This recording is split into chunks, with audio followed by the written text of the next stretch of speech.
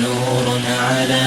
مر الزمان تألقا وأضاء للدنيا طريقا مشرقا وهدى من الرحمن يهدينا به للصالحات وللمكارم والتقى نور على مر الزمان تألقا وأضاء للدنيا طريقا مشرقا وهدى من الرحمن يهدينا به للصالحات وللمكارم والتقى هذا كتاب الله أعذب منهل أنعم به من مورد لمن استقى قد صانه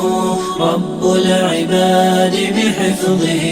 وحماه حتى لا يضيع ويخلقا طوبى لمن حفظ الكتاب بصدره